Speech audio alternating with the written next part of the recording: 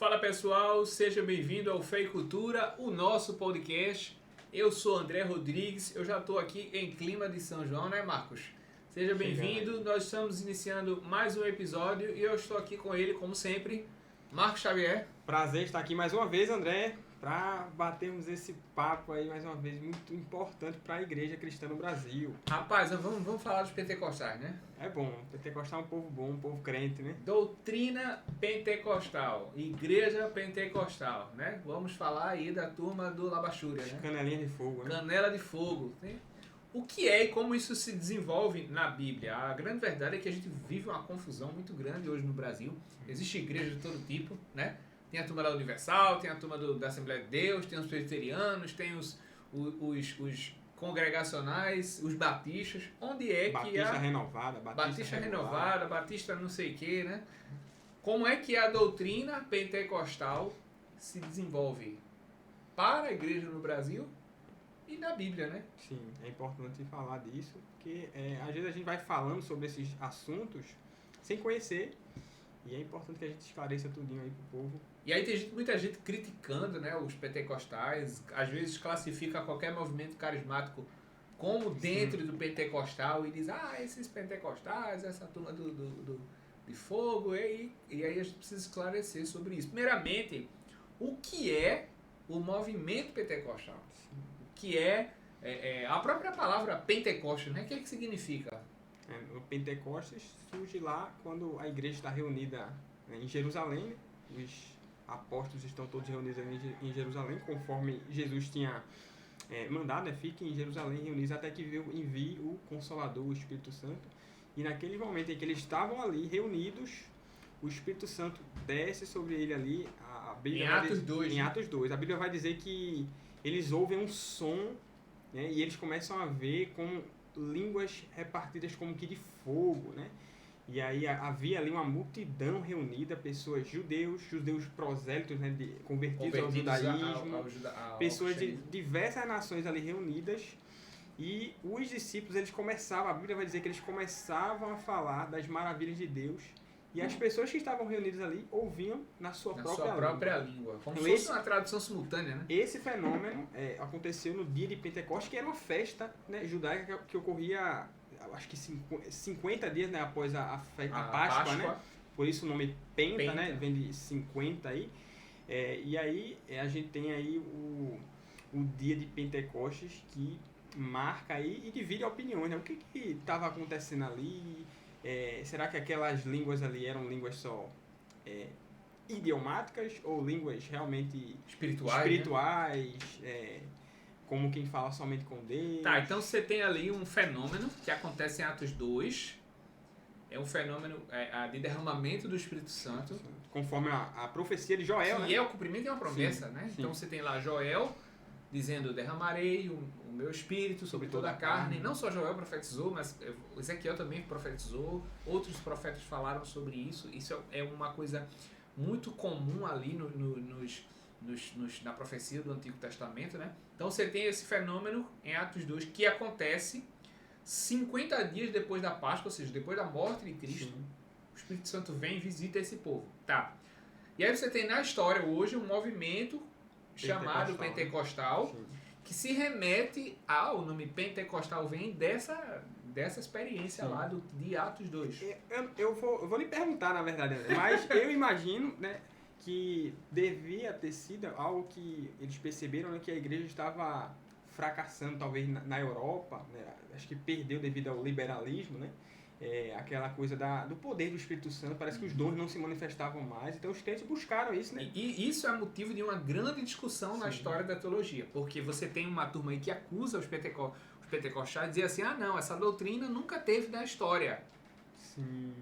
Surgiu aqui no século XX, né? Ou seja, é algo muito recente, não merece crédito. Né? Mas a grande verdade é que você tem, ao longo da história da trajetória da igreja, várias menções a fenômenos de derramamento do Espírito de poder com manifestações de línguas e também e profecia. Então você tem, por exemplo, Irineu de Lyon, bispo do período final do século II, século III por ali, no início da igreja, já depois do período da igreja primitiva, relatando que havia manifestações sobrenaturais do poder de Deus com curas, milagres e línguas e profecia. Então você tem um período já ali do século I, você tem na patrística, Sim. Agostinho, né, aquele livro verde da patrística de Agostinho, ele já fala, um livro que ele escreve contra as heresias, ele fala que existem manifestações de línguas estranhas. O texto diz isso de Agostinho. Então você tem manifestações da patrística. E aí você tem alguns fenômenos na era da modernidade, né?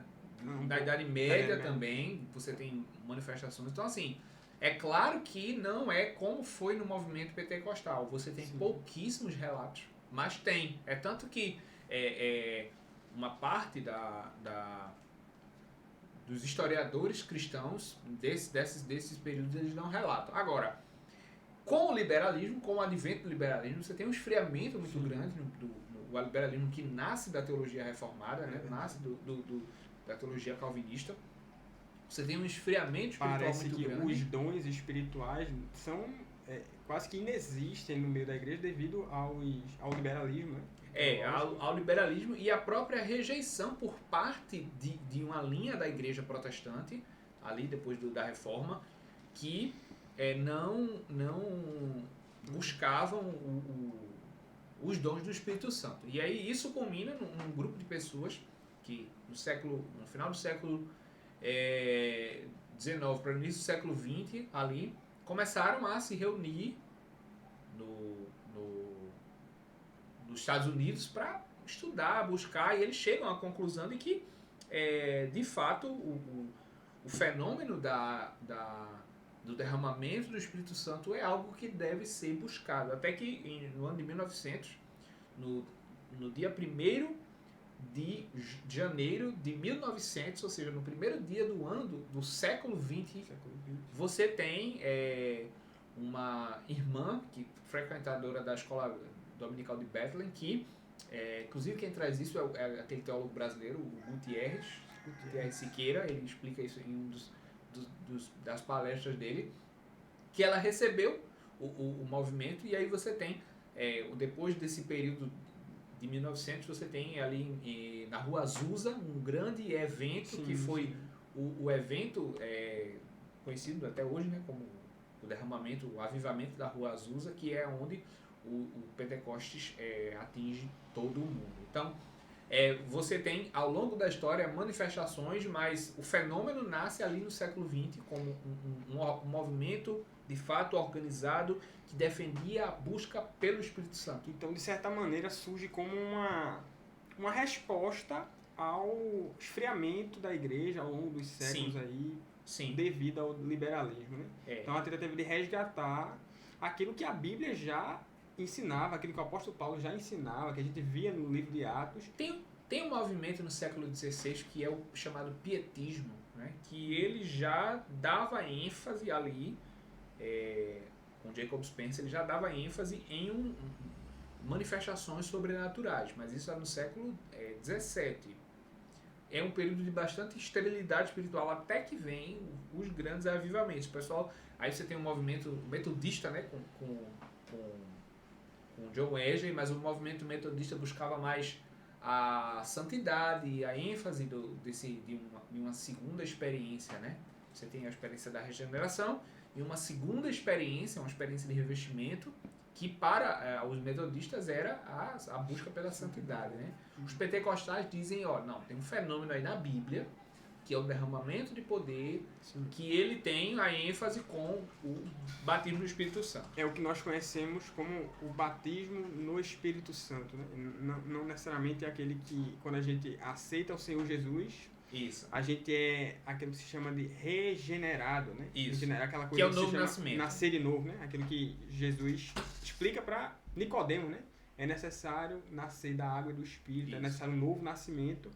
Não é isso que a gente está falando quando a gente se refere a batismo no Espírito Santo, né? Não. É outro tipo de batismo no Espírito Santo é uma experiência subsequente à salvação. A salvação acontece no ato da regeneração, no ato de crer, E o batismo é uma experiência que acontece depois disso e ela vem como um revestimento de poder. Né? Que vai impulsionar o crente para a evangelização, exatamente, para a pregação do evangelho, vai dar, né, distribuir os dons, né? Então, quando o Espírito Santo ele batiza o ser humano, ele vai distribuir dons ali, né? É aquele que se chama de poder, do carisma, né? Da graça. Sinal, né? O sinal, né? Exatamente. Você tem ali uma crítica muito forte ao batismo em línguas, porque muita gente pensa que é a busca somente o dom pelo dom. Sim. Não é. O apóstolo Paulo, em 1 Coríntios 14, vai dizer que o propósito dos dons é a edificação da igreja. E em Atos você vai ver que a manifestação de línguas ela é um sinal para os descrentes. E é por isso que os pentecostais afirmam tanto que o propósito do batismo no Espírito Santo é um revestimento de poder para a evangelização. Porque você tem esse sinal que acontece ali para os descrentes e esse sinal acompanha a igreja. Inclusive na pregação de Pedro em Atos 12 ele diz, estes sinais acompanharão até a volta do Senhor. Então, eu acho que até no livro, não sei se é acho que é Marcos, o próprio Jesus vai dizer que e estes sinais seguirão aos que crerem. Isso. Eles beberão coisas mortíferas e Isso. nada lhes acontecerá, ou seja, algo sobrenatural, né? Isso. Eles pegarão em serpentes e nada lhes acontecerá e eles falarão noutras línguas. E assim, a gente não pode, acredito que a partir daí induzir que é uma língua espiritual ou idiomática, mas o fato é que é algo sobrenatural, né, que Jesus estava falando. Então, assim, esses sinais vão seguir os crentes, aqueles que creem. Né? Isso. O primeiro ponto é esse, a gente entender que há, de fato, um evento pós-conversão, um fenômeno. Agora, como acontece esse fenômeno, aí a gente precisa trabalhar para entender. Mas o fato é que existe um fenômeno, existe um revestimento de poder, e ele essa era é inaugurada ali em Atos capítulo 2. O início do movimento pentecostal, você tem ali o Charles Fox, né, que William Seymour, né, dois propagadores, um negro e um branco, em pleno Estados Unidos, ali naquela questão social do racismo. Né? Então você tem o movimento de 1900 com o Fox, e você tem depois o William Seymour, que né, em Los Angeles, na rua Azusa. Os negros não podiam conviver com brancos, mas você tem, no derramamento do Espírito Santo da rua Azusa, negros e brancos se abraçando e recebendo juntos ali o dom. Sim. O movimento pentecostal ele se inicia a partir disso. Então, qual é a evidência, né? Qual é a proposta do movimento pentecostal? É dizer que existe um revestimento de poder, que é uma experiência de batismo no Espírito Santo. Né? Essa evidência vai se dar naquilo que se chama da glossolalia, né? O fenômeno de falar em línguas, né? Falar em línguas. Glossolalia, né? E isso é muito discutível. Nem todos os pentecostais... O movimento pentecostal é uma grande complicação, na verdade, porque tem pentecostal que vai dizer que a evidência inicial é o falar em outras línguas. A grande maioria acredita assim. Outras línguas? Outras línguas. No caso, idiomáticas? Olha, o idioma, né, a língua idiomática, ela acontece em Atos 2. Sim, sim. Depois de Atos 2, até porque ali várias pessoas estão em lugares diferentes. Sim, sim. Depois de Atos 2, você vê o fenômeno acontecendo. De uma forma diferente, né? Mas não necessariamente ele precisa ser uma tradução de outras línguas. Por quê? Porque você tem eventos em Atos dos Apóstolos que mostram a não necessidade de uma tradução. Por exemplo, em Atos 8, né? Sim, sim. Em Samaria, né? Em Samaria. Os discípulos estavam reunidos ali. Eles já tinham recebido, eles já eram batizados em nome de Jesus. Né? Sim. E aí o apóstolo Paulo, se eu não me engano, não, o apóstolo Paulo não, mas Pedro, o apóstolo Pedro chega lá, impõe as mãos sobre aqueles homens que estavam ali e eles são cheios do Espírito Santo, né? Inclusive, um homem, que acho que é Simão, que era um mago, né? Que havia recebido a mensagem, queria pagar, né? E ele talvez viu aqueles sinais miraculosos, viu aquele poder de imposição das mãos e eles ficarem cheios do Espírito Santo. Ou seja, ele viu algo ali grandioso, né? Uma coisa sobrenatural. E ele, com a intenção ruim, é claro, ele pede para pagar, né? Para receber aquele dom ali. ao que Pedro repreende ele, né? Mas você vê ali que era algo sobrenatural e que não faz sentido, né, André? Veja, havia ali samaritanos, judeus ali, pessoas que se conheciam, um mesmo povo. Não faz sentido que aquele dom manifestado ali fosse línguas idiomáticas, né? Porque eles eram de uma mesma De uma região. mesma região, né? Não faz sentido. O texto tudo leva a crer que era... O mesmo acontece com os cristãos em Éfeso, Sim, em Atos 19. Atos 19. Para mim, o maior argumento de que prova que as línguas não necessariamente são uma... Porque o argumento contra o pentecostal vai dizer assim, olha, pentecostalismo, o dom de línguas não existe de hoje, porque ali foi só para Atos 2, porque era uma língua que aquelas pessoas lá precisavam de tradução. Então Deus manifesta o seu poder, opera aquele milagre e não existe mais. Só que em 1 Coríntios 14, Paulo vai dizer que quem fala em línguas, fala em mistérios com Deus. Sim, é verdade. Então, qual é a necessidade de você ter... E edifica a si mesmo, né? A si próprio. Porque ninguém, e a Bíblia diz, porque ninguém o entende, né? Exatamente, exatamente. Então, claramente, Paulo está falando de uma manifestação de poder que não acontece como nos dias de Pentecostes. Então, esse argumento que diz que o dom de línguas cessou para o tempo dos apóstolos, porque ali foi um fenômeno de Atos 2, que um falava na língua que o outro entendia, e era uma língua, um idioma daqui da terra, ele é falso. Sim. Ele é falso porque o dom de línguas é uma manifestação espiritual para que o cristão edifique a si próprio falando uma língua em mistérios com Deus e ninguém entende. Então não tem essa de um fenômeno que ninguém pode compreender, porque de fato Paulo está indicando que é um mistério com Deus. Tá? Então a primeira... Ele inclusive faz uma comparação entre o dom de falar em outras línguas e o dom de profetizar, de profecia. Ele diz, né, eu queria que todos vocês falassem em línguas, mas o mais importante é o dom de profetizar, né? E se alguém for falar em línguas, que interprete tudo. Né? É tanto que o dom de interpretação com o falar em línguas equivale a uma profecia. Sim. Porque você está falando um mistério que está sendo revelado através da interpretação e está edificando a igreja. Então, o dom de profecia, ele tem o mesmo poder do dom de línguas quando interpretado. Por isso que Paulo faz essa recomendação. Olha, não adianta você falar em línguas que ninguém vai entender, sem que tenha quem o interprete. Né? E aí tem gente que vai dizer que não pode falar em língua na igreja porque se não tiver um intérprete. Na verdade, o intérprete só vai aparecer se alguém falar, né? Se ninguém fala, não tem por que ter um intérprete. Então, tem que falar em línguas da igreja e tem que ter um dom de interpretação. Esse dom, quando interpretado, tem a equivalência do dom de profecia. Por isso que Paulo fala isso. Sim. Então você tem o fenômeno do batismo no Espírito Santo como esse revestimento de poder que acontece com uma experiência subsequente à salvação. E a grande chave para você entender isso é uma hermenêutica no livro de Lucas. Um outro argumento sensacionista que vai dizer que o fenômeno de línguas não existe porque o livro de Lucas é um livro histórico e não uma carta doutrinária. Então você não pode tirar a doutrina dali, o livro de Lucas e o livro de Atos. Né? Acontece que grandes das nossas maiores doutrinas são doutrinas de livros históricos. Gênesis 1. Sim. Né? Gênesis capítulo 2 vai falar da natureza do homem, a criação, sim. O pecado. De onde que vem a doutrina do pecado da Bíblia? Vem de um texto narrativo. Sim.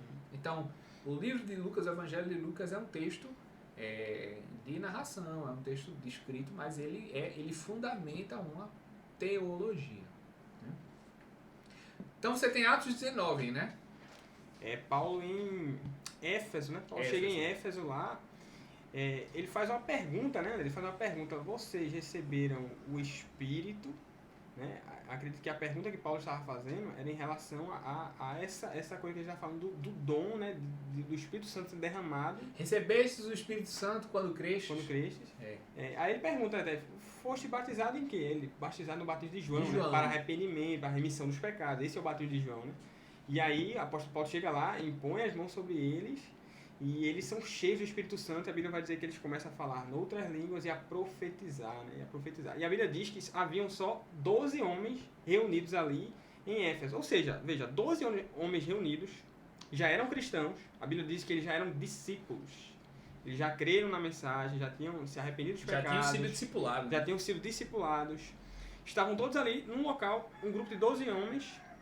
Aí a pergunta que a gente coloca é a seguinte: se esse falar em línguas que o apóstolo Paulo, depois que ele impõe as mãos a eles, começa a falar em outras línguas e a profetizar, se isso aí é idiomático, que sentido faria eles falar em outras línguas se o povo ali estava numa mesma região, eram todos conhecidos? E a própria pergunta, recebestes o Espírito Santo quando crestes, ela não faz sentido se não existe uma experiência depois da salvação. Porque quem crê recebe o Espírito Santo. No ato da regeneração, você recebe o Espírito Santo. O Espírito Santo passa a habitar em você, você foi regenerado, você nasceu de novo. Agora, Paulo não está falando da regeneração. É um outro fenômeno. Paulo está falando de um outro acontecimento, um outro fenômeno, que é o que nós chamamos de batismo no Espírito Santo.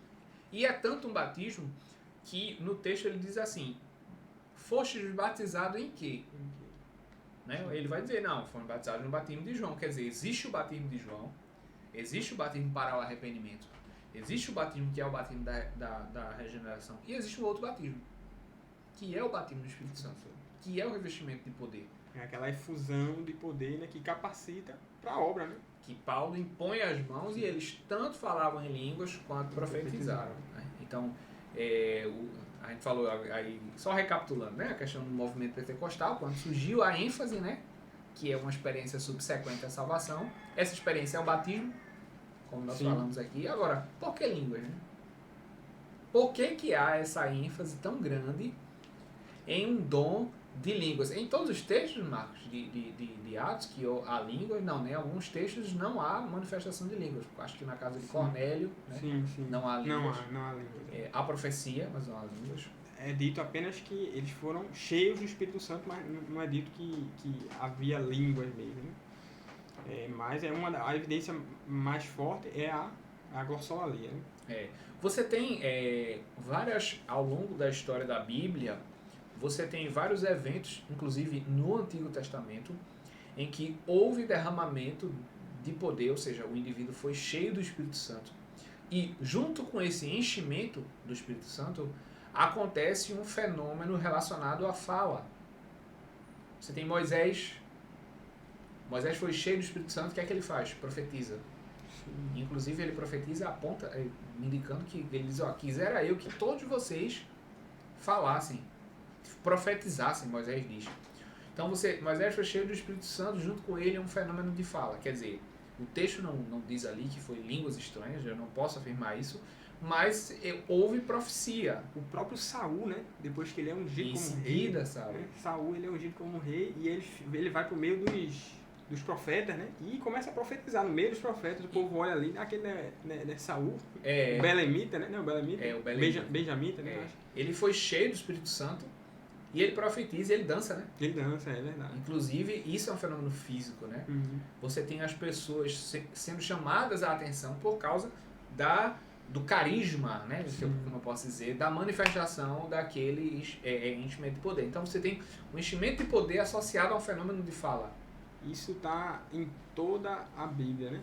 Eu acho, André, que assim, às vezes os que argumentam contra essa doutrina, né, da glossolalia, do batismo no Espírito Santo, é pelo fato de existirem poucos textos. Mas você acha que o fato de existir poucos textos falando sobre um tipo de doutrina, isso invalida essa doutrina? De modo nenhum. Você tem um texto apenas falando da Torre de Babel. Sim.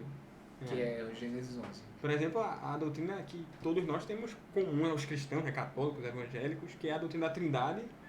E assim, não há explicitamente uma proposição. Deus é trino, Deus é três, não há. Quando você tem um único versículo que expõe um determinado acontecimento, aquele versículo é fatídico, ele é fato. Sim. E você não tem mais nada na Bíblia, então você deve interpretar os outros textos de modo que não entre em contradição com esse texto.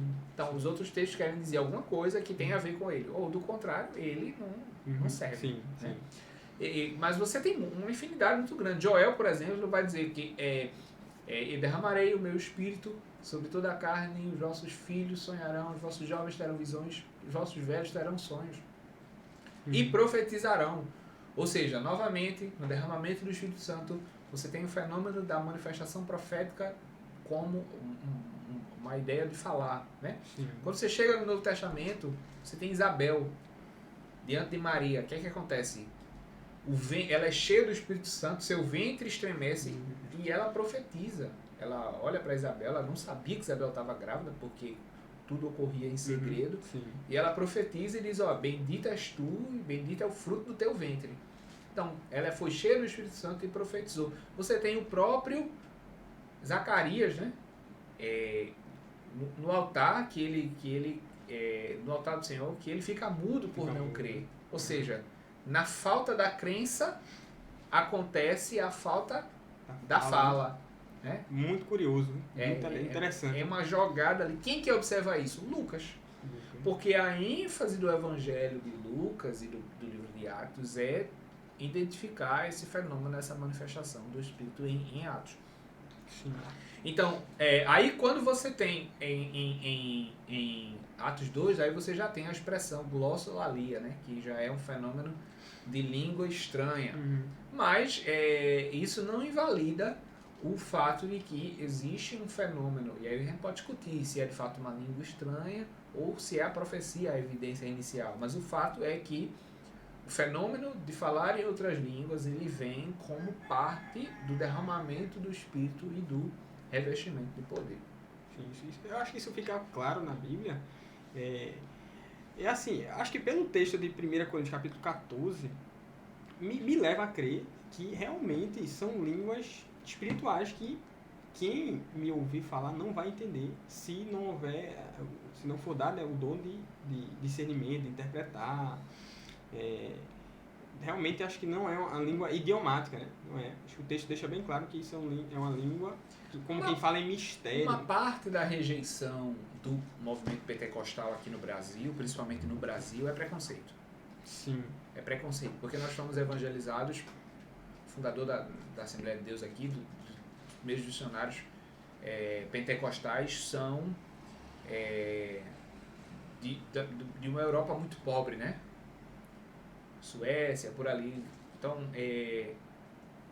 a parte mais pobre chega, e eles chegam com uma rejeição muito grande à questão da academia, do estudo, do intelecto, né? E uma ênfase muito grande da experiência. Quem nunca ouviu aquele pregador que diz, esse negócio de teologia não serve para mim não, para mim é joelhologia, né? Eu já cansei de ouvir essa expressão. Inclusive, se um jovem diz que vai começar a estudar, vai para o seminário, já é dito nas igrejas pentecostais, né? Cuidado para não se desviar. Porque se você vai estudar, você começa a rejeitar a experiência. Usa aquele texto, né?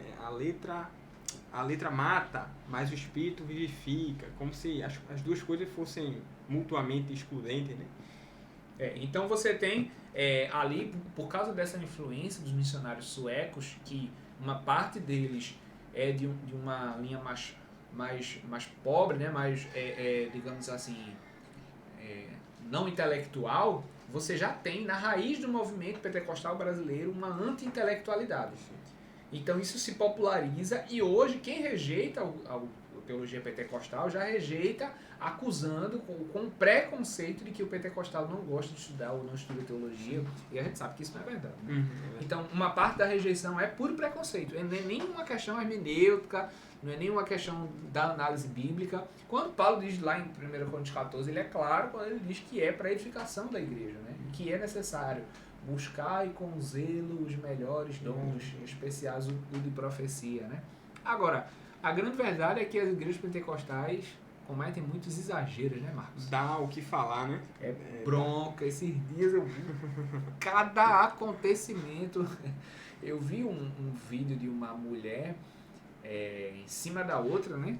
Acho que a gente já falou isso no podcast passado. Foi no de interpretação dele. Orando, e aí parecia que...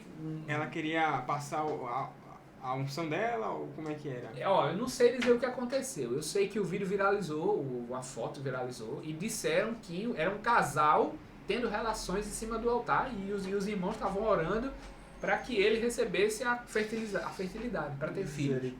Depois soube-se que não era um casal, era uma irmã transferindo unção de uma para outra. Veja que absurdo, né?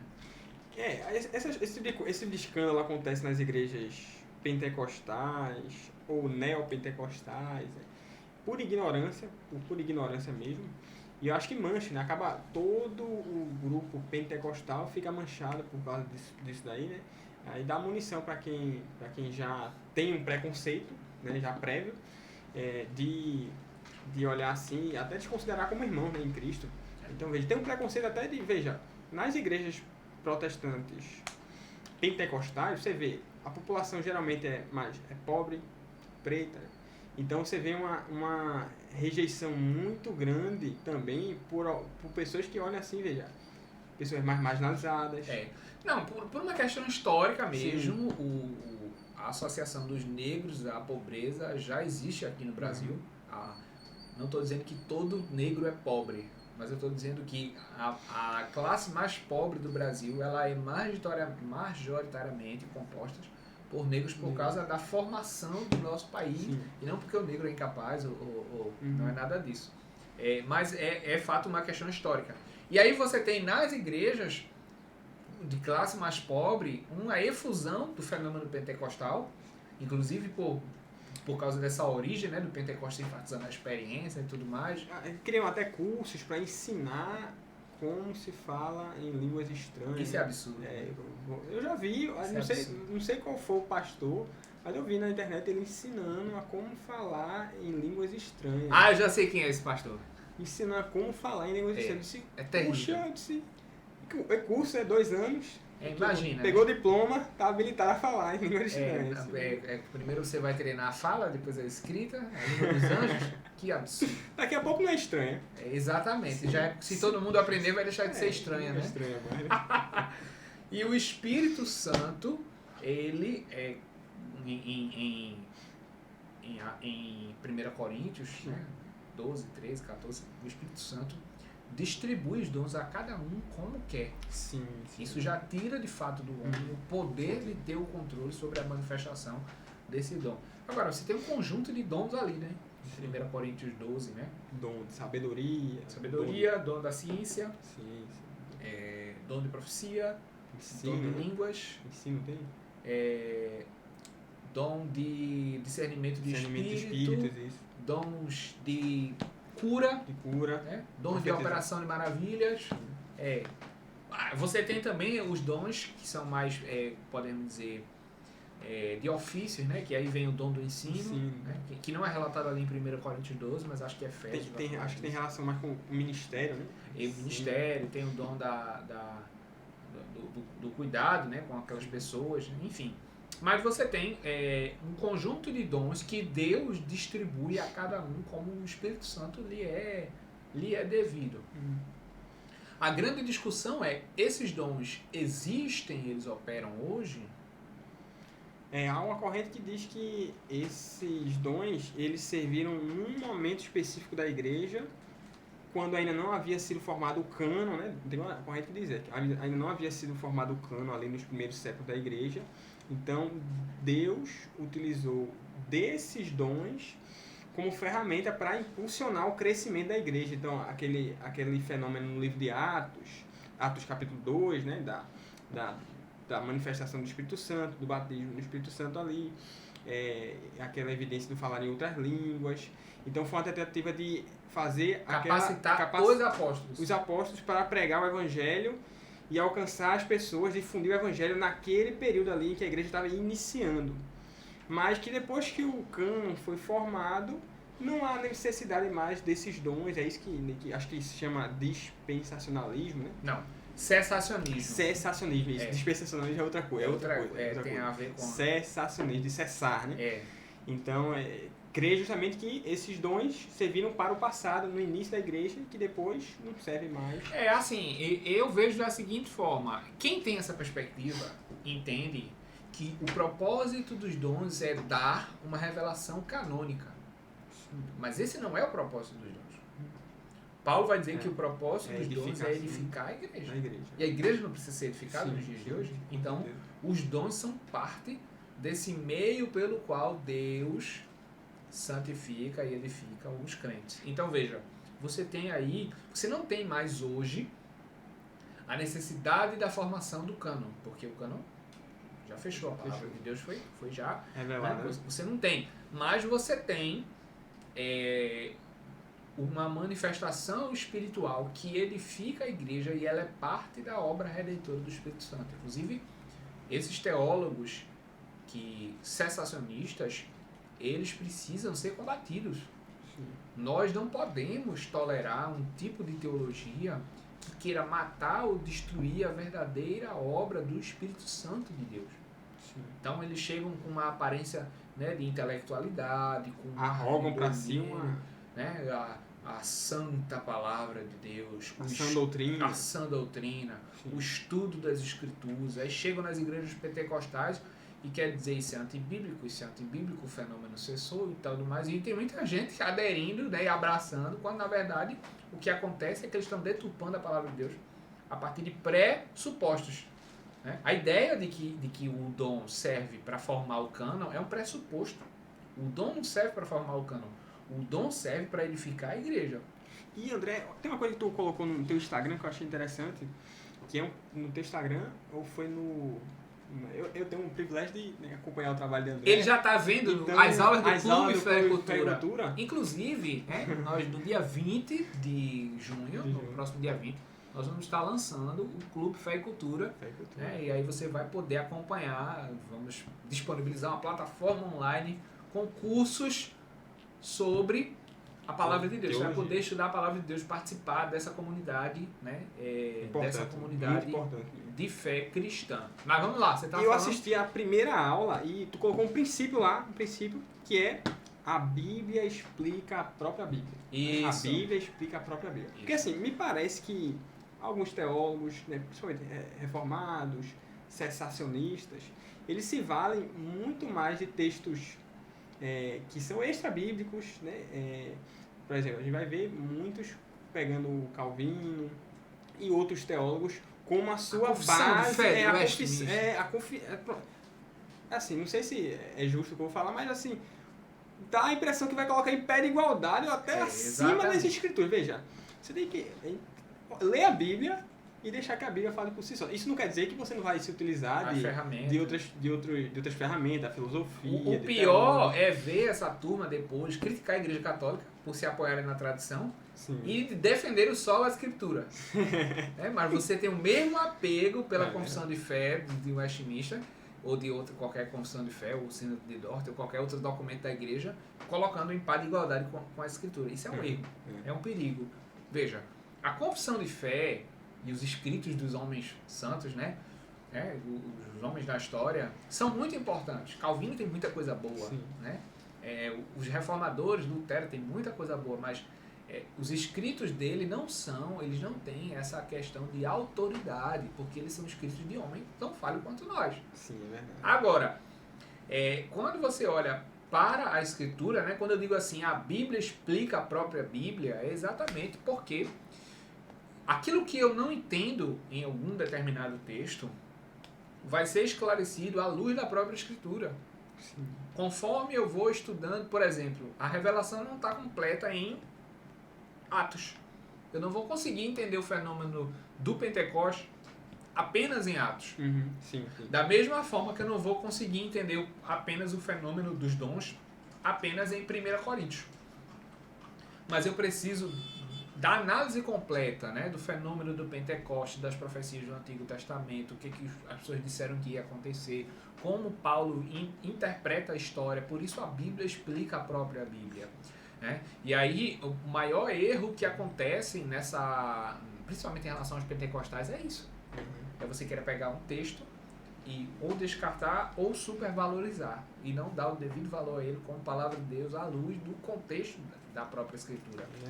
Entendendo? Então você tem essa confusão aí no Brasil. Mas assim, eu acho que nós, como pentecostais, estamos num bom caminho. Acho que o no Brasil pentecostal está amadurecendo. No Brasil eu tenho percebido que os pentecostais estão cada vez mais se aproximando mais de querer, esse desejo de conhecer as escrituras, né? Estudar teologia e se dedicar mais, né? Eu vejo os seminários cada vez mais os pentecostais estão entrando e querendo estudar e conhecer e aprender. E isso é importante. Né? Não pode supervalorizar o estudo em detrimento da experiência espiritual, de oração e tudo, nem o contrário. O movimento pentecostal no Brasil, ele é, de fato, um movimento que está passando por um amadurecimento. As pessoas, os teólogos estão buscando a verdadeira, né, teologia, estão querendo entender a razão. Né? Você tem a editora Carisma, né, que tem traduzido muitos livros, entre eles um livro chamado Evidência Inicial. Né? Você tem teólogos como Gutierrez Siqueira, né, que é um grande pesquisador da linha pentecostal. Eu estudei em duas instituições que defendiam o pentecostalismo. Eu estudei no Seminário Teológico Pentecostal do Nordeste, né, onde o reitor de lá, o pastor Thomas, é um grande teólogo da Assembleia de Deus do Canadá. Né. Estudei em outra instituição, que inclusive você também está lá agora, que é o Instituto Aliança, com o pastor Arthur. O pastor Arthur é um homem extremamente piedoso. Né? É um teólogo, é um filósofo, é um homem versátil nas ciências, nas letras, e é um homem que crê nos dons, no batismo do Espírito Santo, no investimento de poder, e ele defende isso, inclusive, muito melhor do que muita gente, né? O pastor Arthur Eduardo. Então, você tem esse amadurecimento do fenômeno do movimento pentecostal, e eu acredito, né, tenho plena fé nisso, que a gente vai conseguir alcançar um status melhor, embora os tempos aí sejam tempos difíceis para a igreja, né? É verdade. E aí nós precisamos fazer o quê, né? Como igreja, o que é que nós podemos fazer para que a igreja resgate? Eu acho, André, que assim, esses movimentos, eles sempre... Porque assim, o pentecostalismo, como a gente viu, ele surgiu em resposta a um esfriamento da igreja. Não, a gente precisa fazer alguma coisa, porque senão a igreja vai morrer. Precisa fazer alguma coisa. Vamos buscar a Deus, porque parece que o liberalismo foi sufocando os dons, sufocando a igreja. E assim, foi um movimento que estava tentando resgatar uma coisa que já estava nas escrituras, né? Que eram os dons espirituais. Aí é como se fosse um pêndulo, né? Parece que as coisas ou estão voltadas demais para aquela aridez, ou estão voltadas demais para aquele emocionalismo. O extremo. Então assim, é importante que nós cristãos olhemos para as escrituras, busque em oração, busque os dons, busque aprender, busque estudar nas línguas, na filosofia, na teologia. Não se fala mais em batismo no Espírito Santo, né? Nas igrejas. Próprias igrejas pentecostais. Começa a ir para outro pêndulo, né? Não, você não quer o culto e não sei o que, receba sua bênção e tal, não sei o que, mas busca tanto pela leitura da palavra, o estudo da Bíblia e as experiências sobrenaturais. As igrejas quase não se falam nisso. E isso é um precioso ensino que nós devemos resgatar. Sim. Que é a importância de se buscar os dons, bater no Espírito Santo. Tá entendendo? Aquela ideia de que Deus ele nos capacita ao ponto de que se alguém estiver doente, a gente pode ir lá orar e essa pessoa ficar curada. Parece que a gente não tem mais essa impressão, essa ideia de que a gente pode orar por alguém e essa pessoa ficar curada. Orar com fé e ela ser curada. E não há nada de errado você procurar um médico e buscar ajuda médica e tal, mas a igreja ela é capacitada para viver aqui na Terra esses milagres. Essa manifestação do dom. Sim. Então, até para nós mesmos serve como um alerta, né? Que a gente precisa aí acender esse alerta e dizer, olha, vocês precisam buscar o dom de cura, o dom de interpretação, o dom de profecia. Deus ainda usa profetas, ainda fala, né? Isso é contemporâneo. Isso me lembra quando Elias foi levado na carruagem de fogo, aí o profeta Eliseu, né? Que era discípulo dele, né? de Elias, ele estava ali perto do Rio Jordão, a capa de Elias, né, fica com Eliseu, aí ele pergunta, onde está o Deus de Elias, né? Sim. E aí ele toca ali na água. E o Rio Jordão se abre assim, ou seja, o mesmo Deus de Elias operou através de Eliseu. Mas recorda pra gente, o mesmo Deus que operou no passado, ele continua sendo o mesmo. E isso não pode ser confundido com a transferência de unção, né? Porque tem gente que vai dizer que Elias transferiu a unção aqui, receba. Isso não existe, né? Isso não existe. Mas essa ideia é justamente essa. Sim.